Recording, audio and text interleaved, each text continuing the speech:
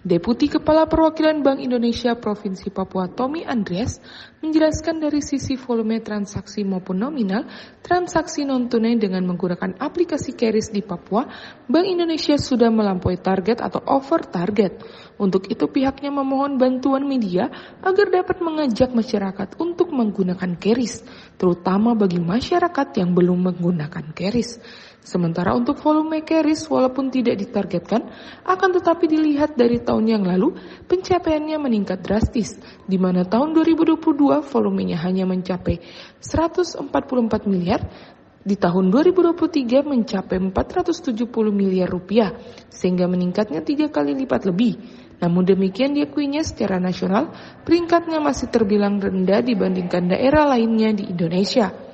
Penyebabnya adalah peningkatan jumlah transaksi non-tunai, di antaranya adalah QRIS. Kalau teman-teman lihat di sisi kiri grafik bawah, ini perkembangan jumlah merchant QRIS yang naik signifikan. Jadi posisi sampai dengan September atau Oktober ya? Mas, Oktober ya. Sampai dengan posisi Oktober 2023, jumlah merchant QRIS yang ada di Papua sebanyak 169.903. Jadi teman-teman coveragenya juga sama ya, jadi 4 provinsi gitu ya.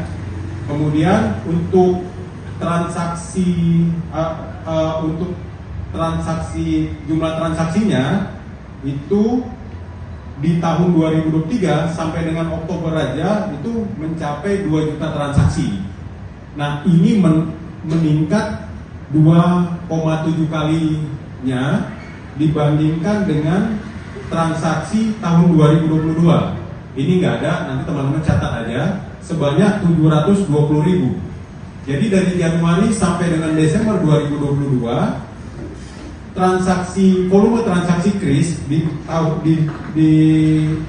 tahun 2022 sebanyak 720.000. Jadi meningkat signifikan di tahun 2023 dari Januari sampai Oktober, gitu ya, 2,7 kali lipat lebih.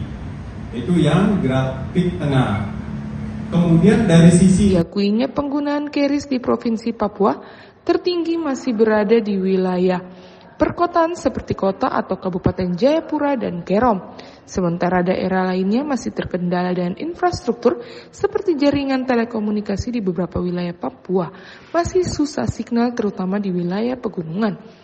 Untuk itu Bank Indonesia Perwakilan Papua menghimbau kepada masyarakat untuk terus menggunakan transaksi non-tunai sebab dengan penggunaan QRIS dan juga digital banking lainnya dapat terhindar dari penerimaan uang palsu dan tidak perlu lagi repot membawa uang tunai.